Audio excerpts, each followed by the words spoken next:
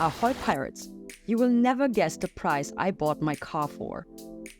My dream came true to buy a minivan to drive and surf around Japan.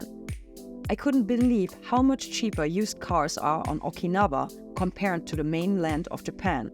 This video will show you where and how to buy a car, how to check on a used car, requirements of buying a car, like documents, the procedure for buying a car, importing and exporting on Japanese islands, and selling your car, plus lots of general tips.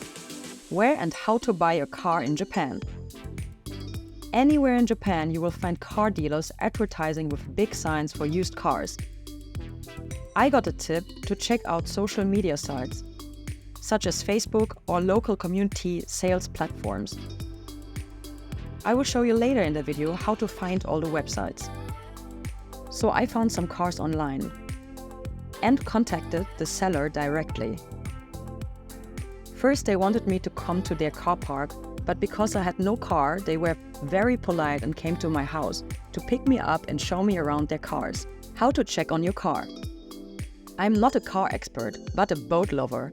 So if you have more tips, leave it in the comments below.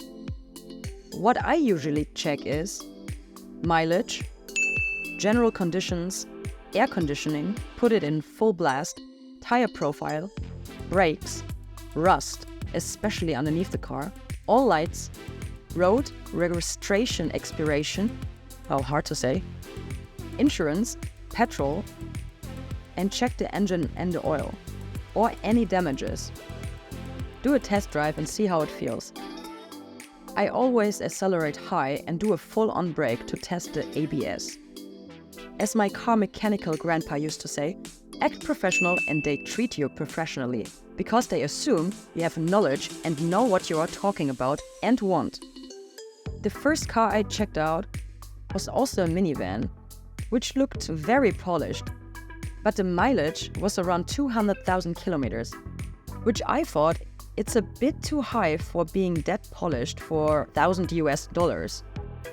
The car dealer let me test drive it and I liked it in general, but there was no negotiation on the price. I checked several sellers until I found a car that I loved immediately. Of course you don't show that. Let them show you around a bit more and talk on. After comparing prices, I went full on checking the car inside and out, as described before. I negotiated the price from $1,000 US down to $600 US, which was an incredible good deal for a 50,000 mileage car in a very good condition. And I even got a roof rack for free because I saw the seller wanted to crash the car anyways where the rack was on. I only needed to take it off myself and put it on top of my car. Well, easier said than done. So I bought myself a magic wand and managed it at 37 degrees by myself. And next time I definitely will wear some gloves. What do you think is the car actually worth after giving you a small tour? Don't you think it looks a little bit like the cars in Dragon Ball? Maybe I'm driving around with little Son Goku and Bulma. Shred the like button so more people can live their dream van life in Dragon Ball. If your car doesn't have a new radio with an USB, AUX or Bluetooth connection, I can recommend you to buy a FM transmitter, so you can listen to your own music with Bluetooth connection. Find the link in the description. Here comes the required documents you need when you buy a car. First off, your residency card with an address you live at in Japan, plus your passport. You need to register at the city hall, which can take a while when you arrive in Japan with your visa. Second, your original driver's license and international driver's license, or a Japanese driving license. Check out my video, how to apply and print out your translated Japanese driver's license here. Third, a yuminho, a residence certificate. You do need to be registered at an address in Japan to purchase this document at your city hall. Be aware that city halls in Japan are divided into districts. You pay 300 yen for only one copy while you wait. Go in the morning or after the lunch break because city halls can get quite busy. Sometimes in bigger cities, you also need a shako sho meisho parking certificate, which you can get at any police station.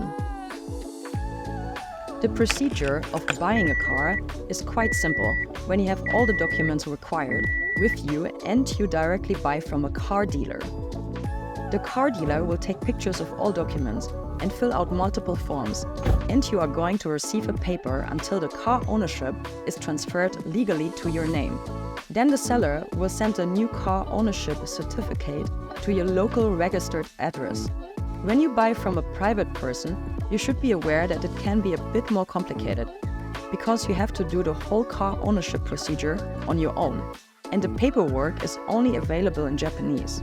However, if you would like to avoid the complexity, you can ask a third party, such as car garages or insurance companies, to do the transfer on your behalf. It usually costs less than 4,000 yen. Be aware of yellow and white number plates. If the previous owner was a US military, it can be harder to do the car ownership transfer to a non-US military person because of the different number plate. To import or export nationally in Japan, some car dealers and garages can do the procedure for you. There are multiple car ferries around Japan, where you and your car can travel. It's easy to bring a car to a different island, for example from Okinawa to Kyushu, in 25 hours. When you would like to sell your car again, it's common to almost ask the same price as you bought it for.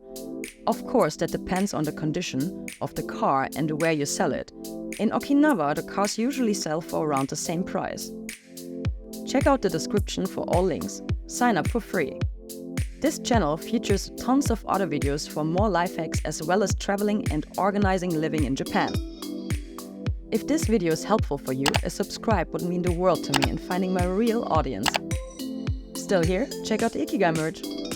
See you in the next one. Cheers and live your Ikigai. Check here what you need to know before traveling or living in Japan.